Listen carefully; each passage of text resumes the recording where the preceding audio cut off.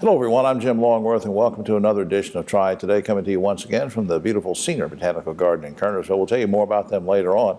And later on is when the roundtable shows up. We'll get into all sorts of controversial topics, so stay tuned for that. But I hope you'll be with us throughout the half hour. We're going to talk about everything from preventative health care to college and career promise programs, a lot. So where we want to start, though, is talking about veteran services. And what better person to help us with this than our good friend Christy Martin, Veteran Services Specialist, Goodwill Industries of Northwest North Carolina. Good to see you. Good to see you. Thank you. You had to adapt the way you served veterans during the height of the pandemic. How so? Well, we really had to change pretty much our whole aspect of it and go to almost 100% virtual. A lot of us were furloughed and we were working from home, but we still reached out, phone, text, and virtual services. And veterans could still get help and get to you, though. Oh, yes. Yes. We called them and we could get them set up and they could get on Zoom calls and so forth. So, I mean, it's been amazing. Now, not that the pandemic is over. I don't want to say that because we're still dealing with it, but we're sort of transitioning, and there's more in-person events going on, in-person service. Now, you have a couple of things coming up. One has to do with flag retirement, another with a children's coffee and stuff. Talk about the in-person events. Okay. Actually, this morning we just opened the Richard Childers racing event. Okay. And that's in Welcome. And that is, today it was from 9 to 11, and it's every second Wednesday. Okay. So when they can go and socialize, they get a lot of resources. There's a lot of booths set up. And network with people. For health services, learning how to file claims, any of that. Right. And then, of course, they have breakfast, not just coffee and donuts. Right. So. And wasn't there something about didn't you email about a flag retirement thing? Yes. And then our flag retirement ceremony, we're really excited about. This will be our first one in Forsyth County, and we're going to have that on May 27th from 12 to 2. Okay. And we'll be actually retiring 31 flags, which symbolizes the 31 counties in the Northwest North Carolina region. I think that's great. Yeah. All right, let me ask you very sort of a quick quiz here on in. I want you to educate me. You're talking about some of the services that you offer to veterans. Let's start with skills training classes quickly. What do you mean? Okay. Well, that one is offered for free. A lot of the veterans don't know that, and it's also for their spouses or their children 18 and over, even their caregivers.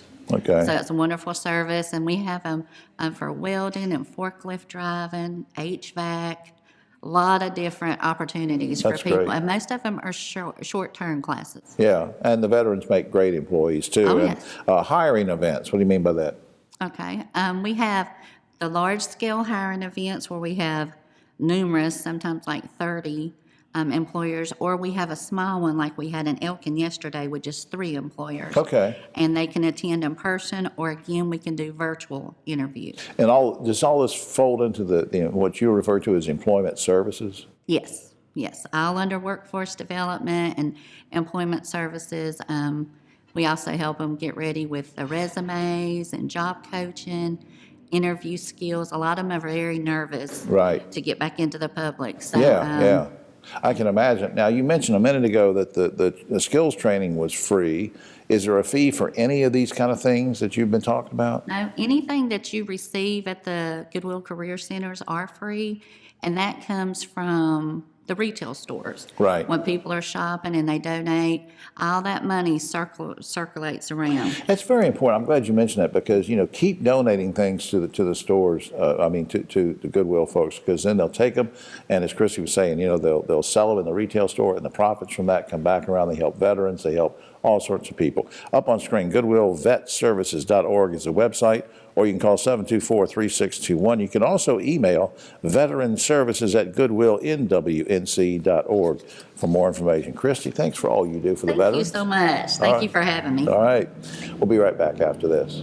Back now on Triad Today. Always glad we can spend a few minutes with some of the good folks from Alamance Community College. And right now with us is Jenny Brownell. She's coordinator of the Career and College Promise Program at Alamance Community College. Welcome to the show. Thank you. Glad to be here. Since I've already mentioned in your title what we're going to talk about, I guess the first obvious question is tell us about the Career and College Promise Program. What is it all about? Sure. So Career and College Promise, or CCP as we call it, is North Carolina's dual enrollment program. It allows qualified high school students to take college classes tuition free. which is great, but it's not only dual enrollment, it can also be dual credit. So those classes that students are taking for college credit can also count on the high school transcript toward high school graduation. Wow. And you did say, I want to make sure I heard it, you said tuition free. That's right. It's a little hard to believe, but all courses that students take during CCP are tuition free. Well, how do you decide who the students are that are A, qualified, or B, interested to be enrolled in dual enrollment? I mean, because you could just have a flood of people coming in, but I mean, how do you select? That's right. The state has established the guidelines, so students need a certain high school GPA. If they don't have that high school GPA for certain programs, they can still come in if the high school recommends them and feels like they're a good fit. Right. So we're, of course, looking for students to be college ready a little bit early. So we're focusing on academic rigor, making sure they can meet the standards of college coursework, but also some of those regular college student responsibilities, like seeking help when you need it, reaching out to instructors, meeting deadlines, Well, following there's a all maturity factor too, right? Exactly. And so Yeah. the counselors sort of help, decide before they get to you and say, okay, I think that John or Jane or whoever is for this. Can the students do this dual enrollment? Can they enroll in the program and take courses on campus, or is it online? They can do either one. Yep, some students take only online classes, some take only face-to-face courses, and some do a combination. We encourage students to choose the format that really is best for their learning style. Some need face-to-face, others online's fine. And we also have to consider their high school course requirements, so any constraints that schedule might have. This dual enrollment thing has to be a big boost to kids. I mean, of course, we talked about the tuition-free thing, but getting ready for college. And can it also be a big boost for folks who want to maybe eventually transfer to a university? Yes, absolutely. All of our college transfer classes are guaranteed to transfer to any of North Carolina's state public universities or colleges, and most private as well. So that allows students to save time and money on their four-year degree. Some could save a semester, even up to a whole 2 years off their four-year degree. Wow. Now, is it difficult or complicated to apply for this? I mean, how does a student apply for this? Yeah, so they'd want to start with a conversation with their school counselor, just expressing interest in Career and College Promise. And as long as it's a good fit, they'd fill out the application with the counselor, and then the counselor submits the application and transcript to our office. And we reach out to them to schedule an advising and registration appointment. All right. Now, just as a disclaimer, we're taping this on May the 11th. Are you still accepting applications? We are, certainly. We encourage students and families to go ahead and submit applications now for the fall semester, and we do have a short window of time to get applications in for summer as well. Right. I want to put up on screen before I forget the basic information on the website, alamancecc.edu. That's alamancecc.edu. Or you can call and tell me if I'm right or wrong on this, Jenny. 506-4231. 506-4231. Is that a good number to call as well? That's great. I know you're excited about this program, and it's going well, isn't it? It is, yeah. It's going great. Will you come back sometime? I will, yes. All right. Thanks for everything. Thank you. I appreciate it. We'll be right back after this. Back now on Triad Today, and always glad we can spend a few moments with our good friends from Northern Regional Hospital. And this particular time, we have an expert in the field of preventive medicine, I believe. Very nice lady, Kelly Manuel, who's family nurse practitioner at Northern Family Medicine, and I call it part of the Northern Regional Hospital family, and we welcome you to the show. Thank you. Thanks for having me. How large is your particular practice, and what kind of services do you guys provide? So currently we are a practice that has 8 providers, Okay. 2 physicians. We have a male and a female physician currently, with a second male physician coming in September. And then we have the rest are APPs, so we have a physician assistant and then nurse practitioners. So you're just offering all kinds of family practice services, right? Yes. So we are unique because we offer a lot of services in the practice. We are able to do sutures. We are able to do IV fluids. We can do casting. We have our own x-ray. Wow. We have our own lab on site. And then we do routine preventative services such as sick visits.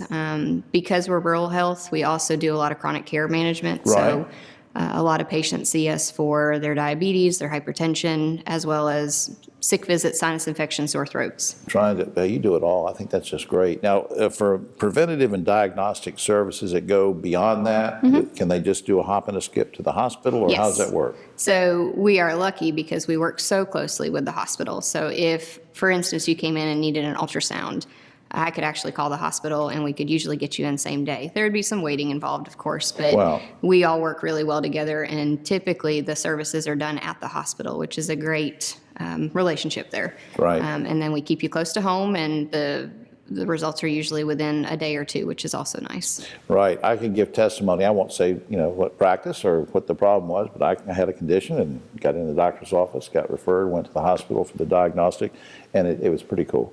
And great service over there. Hey, since we're mentioning diagnostic things, let me pick out a couple, mammographies and colonoscopies. So basic question, when should women get their first mammography, basically? So the newest guidelines are saying age 40. However, if there is family history of breast cancer, typically it's a first relative, so a mom, an aunt, a sister. A lot of times your practitioner or your provider will want you to start at 35. Okay. Now let's go to colonoscopy. When should adults, man or woman, get their first colonoscopy? So it always has been age 50. That has been the standard. However, they recently lowered that to age 45. So 45 across the board is when you should start screening. If you have a family history of colon cancer in a first relative, you would start earlier, sometimes as early as 35. And these are the kind of things that you and your team talk to folks about when they come in, just to remind them, right? Did the COVID pandemic change the type of patients or the way you saw patients or whatever? How did that work? So initially it did. We were one of the only offices in our region that would see COVID patients or sick symptom patients. So we were balancing your sick patients that potentially could have COVID along with your chronic care patients that were coming in for routine preventative health that were well. Right. So we saw a huge intake in sick patients, and our chronic care patients kind of backed up a little bit. They were a little worried. They were well. They didn't want to put themselves at risk. So it initially changed it. We are starting to see them come back in the office. Our sick visits are declining, and it's more your preventative care patients. And of course, if I'm coming in as a regular patient, even because look, pandemic is not over, and there could be somebody who's watching this interview and says, "Wait a minute, Kelly, I don't know if I feel comfortable going in yet to the." I mean, do you take any precautions to make us feel more at Yes. ease, or?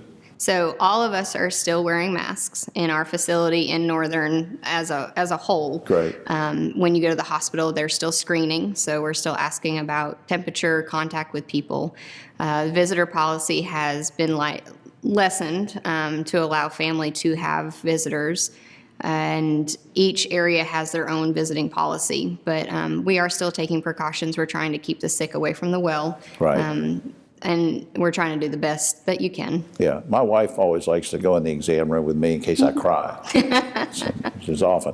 All right, here's on screen. ChooseNorthern.org is the general website, or you can call Northern Family Medicine, and correct me if I get this wrong, 786-4133. Is that okay? Yes. In case you want to get an appointment or whatever. Kelly, thanks for all you're doing for folks. Thanks for Appreciate it. having us. We'll be right back after this.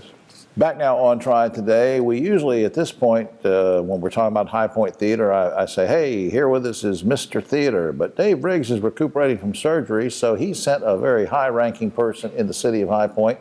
We can't call her Miss Theater because she has a whole different title. Rokia Worthy is Communications Specialist for the entire city of High Point, but thanks for sitting in for Dave. Not a problem. It's my pleasure. When we talk about a season for the High Point Theater, a lot of times people get confused. I did at first. What do you consider a season? It runs from when to when? Typically, it runs in the summer months, so about July, and it normally will end around April. All right, now let's look back at the current season and how it's been going. How was it? Was it a good year for the theater? It was a very good year. We had a nice wide array of a lot of artistic genres that included your comedy, your swing, international flair such as reggae and Mexican folk. So it was a wide array of different audiences, that took place. So it's been really great. Yeah, all sorts of musical taste, people of all ages. I think Dave's always been done a good job of trying to attract a very diverse kind of thing so that Yes. there's something for everybody. Literally, there's something for everyone to do. So it's just a matter of picking what you want to come to, and we would love for everybody to come to everything. Yeah, well, I know, and we'll talk about season tickets in a second, too. But before I forget, I think David sent me an email before he went in for his surgery, and he talked about how the Raleigh Ringers are going to be performing. Now, folks, if you're watching Triad Today on Saturday morning or Sunday morning, you still have, I think there are a few tickets still left. You can go to the 2 p.m. performance of Raleigh Ringers on Sunday. Is that right? That Still is correct. 2 p.m.? Yes. So I wanted just to get that in so I didn't forget. Now, what can we expect for the new season? How is that shaping up? It's shaping up to be very well. It's going to be an eclectic mix of new singers, new artists, as well as some of our seasoned veterans and our fan favorites. So we're looking forward to having a couple of rescheduled shows as well. So Ben Vereen, Tony and Emmy Award-winning Ben Vereen will be back with us. What So a great performer. Awesome performer. So A lot we're of looking people forward first to saw it. him in Roots, but Yes. he's been a performer for many years. For many, many years. And also we have, for those that love nostalgia, we'll have a tribute to the Beatles that will be taking place as well. For those that are dog lovers, we even have the stunt dogs will be joining us. So we'll have a lot of applause with them coming. That's right. So we're looking forward to it. You are, as a media and communication specialist, let me ask you this. What role does traditional and digital media play, or what role will they play in promoting and talking about the new season?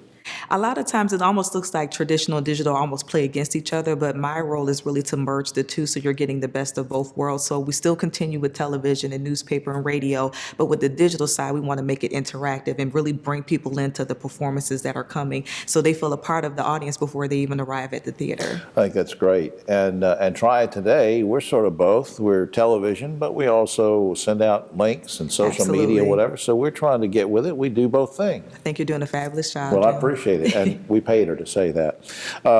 Speaking of digital and various things, I want to put this up on screen before time runs away from us. The website, the general website for High Point Theater is just that, highpointtheater.com. Now remember, you've got two T's together there, highpointtheater.com. The reason I love this website is because it just has so much information on it. You know, even if you've seen some ads about the High Point Theater, this goes in depth, tells you about each performance and who they are. Or if you want to get the tickets, you can call 336-887-3001. And since you're representing Dave, I guess I would finish up asking this, Rokia, are season tickets for the new season still available? They are still available. Go on our website and secure yours today. And that's the best way to do it. Get something for the whole season, and then you can go to see everything. Absolutely. Thanks for filling in for the big guy. Not a problem. It's my All right. pleasure. Thanks, Rokia. Thank you. We'll be right back after this. Back now on Triad Today, just about time for the roundtable, but a quick shout out to the good folks at Senior Botanical Garden. You can go to their website, or like this big crowd next door to us, you can come in here and cause a ruckus. Do you hear that? I don't know if anybody can hear that. They're having fun in there, though. You can have your events in here. That's what I want to mention. It's a great place to come. It's a great place to be here with the roundtable, although there are a couple of different situations. On my right, filling in for Ogie Overman, who's a little under the weather, Dr. Don Martin, Vice Chair of the Forsyth County Commissioners. Back behind him, filling in for Dave Briggs, who's recovering from surgery, is Dave Plyler, Chairman of Forsyth County Commissioners, and filling in for himself, Keith Granberry, founder of Helping Hands Consultants. Guys, President Biden is under increasing pressure to push for legislation that would forgive college loan debt. We've talked about this before, but now studies show that half of all college debt is for graduate school. Guys, you think taxpayers should foot the bill for forgiving loans for graduate school? Don? I do not. I think that graduate students should be able to make more money because of the graduate school, and they should be able to pay back. Dave Plyler. I have to agree with Don Martin. However, until you read the fine print, you don't really know what he's proposing, and that's where at least where I feel. Keith Granberry pay off the loans for graduate school students? You know, I guess I'm going to support the other two gentlemen, and that is no. I think once you get out of if he pays the undergrad loans off, I think that's enough. That's absolutely enough. But I think it should be done that way. All right. Now, since we have a couple of county commissioners with us filling in today, this question will be particularly interest to them. And speaking of tax dollars, Guilford County commissioners are asking voters to go to the polls next week and pass a $1.7 billion bond to pay for safety improvements in schools and also for building maintenance. Guys, a couple of questions on this. Will this pass, and should it pass? Don Martin. Well, the will is a real question mark because it's such a large amount of money. And I did read, Jim, that they're actually proposing to pay for it by a combination of property tax increase and a 1/4-cent sales tax increase. If the 1/4-cent sales tax increase fails, then it'll have to be all property tax. It's about 7 cents. That's a hard one. I don't know. Should it pass? They have the needs, without a doubt. There's no question about Right. that. However, I'm not so sure with 1.7 million, you can't hardly get that much work done, per year over a 7-year period to do that. Right. Hard to get. 1.7 billion, 1.7 billion. Dave Flower, what do you Well, think? if the voters of Guilford County say that's what we want, that's what we ought to do. And frankly, I'm a product of the Guilford County school system, having gone from a junior high school to a high school to Guilford. But the problem is, if there's a need, you can put it off and put it off. Sooner or later, you're going to wish you hadn't put it off. Right. Keith? I think that it should be a combination. This 1.7 billion should be a combination of maintenance and teacher increase. There has to be some increase for teachers in these low-performing schools, and those schools also should get maintenance improvements. Amen, brother. All right. And while we're talking about voting, let's focus on the United States Senate race in Tuesday's primary. Former North Carolina Supreme Court Chief Justice Sherry Beasley is 33 points ahead of her nearest competitor in the Democratic primary. Guys, do you see any surprises or any possibility of shifts in undecideds or anything that would change this race, Don? Well, not Sherry Beasley, but in terms of. Yeah, we'll get to the Republican in just a second. No, not Sherry Beasley. I think she's good. Is Sherry Beasley safe in this, Dave? My humble opinion, I think she's very safe. Anything could happen to derail her, Keith? Anything could happen. Nothing can happen that would derail her. So she's going to be the nominee? Absolutely. All right. On the Republican side now, Congressman Ted Budd is still leading former Governor Pat McCrory in the polls, at least according to the WRAL poll, 33% to 23%. Other polls have him with a higher margin. Mark Walker way behind at 7%. Here in North Carolina, Budd can avoid a runoff if he gets 30% plus one vote. The question, guys, is who will the 35% undecideds vote for? Don? I have a tendency to think that undecideds are going to be more moderate. I think that McCrory is more moderate than Budd, and I think he's going to get more of those. Whether it's enough to avoid a primary, I don't know. Dave, what do you think? Will the undecideds, where will they go in the Ted Republican? Budd is from Forsyth County. His mom and daddy live almost, I think it's Forsyth County, but the fact is, he's the local man. He's not done anything wrong, and he's a very effective person when it comes to running a business. I think he's got a darn good chance. What about undecideds or anything? What could happen with this, Keith? I think the undecideds are going to move against Ted Budd, and I think that there's going to be a runoff. And if it's a runoff, I think that Ted Budd will lose. Well, let's talk about that, because Don, you were touching on it too. Do you think that there's a good possibility there will be a runoff? And if there is, do you think that the relationship that Mark and Pat have, that the supporters from Mark Walker will go to Pat McCrory? I mean, I do. In fact, I think if there is a runoff, I think a lot of the Walker supporters will move to McCrory, and I think McCrory will be the candidate. Dave, let's circle back, because you've already talked about this once, but let's just finish it off. If there is a runoff, what about those folks that are supporting Mark Walker? Very conservative, religious, saying we don't like Ted, we're going to go with Pat McCrory. Is that enough to shift things so that Ted could come on the short end of a runoff? Simple answer, no. Ted Budd's a better candidate, and here's why I say that. If you depend on the religious folks to say it's God that we're voting for, that's fine, but Ted is one of the great believers in that, and Pat McCrory is using words that I won't repeat right now in his campaign, which has kind of disappointed me. So I think that Ted Budd, and this is his territory. We do not, I don't think the voters are interested in having Charlotte call the shots, and that's what they would do if they voted the other way. And Keith, you're saying that you're sure there's going to be a runoff. Is that or am I putting words? I think there will be a runoff. And I think that North Carolina is a more moderate state, and I think they'll move away from Budd. Quickly, before we lose time, let's say if it's Budd and Beasley in the fall, or anybody, can Judge Beasley beat any Republican in the fall? Quickly, Don. I think Judge Beasley beats Budd. I think she loses to McCrory. Dave. I frankly think that if Beasley wins, she wins everything. If she doesn't win, Ted has a good chance. Keith. I think Beasley is going to be the next senator. Wow. Okay, interesting. Finally, researchers from China and Great Britain, which is similar to Great Britain, now say that we need 7 hours of sleep per night to be totally healthy. Guys, how many hours of sleep do you get each night? Don Martin. Close to 7.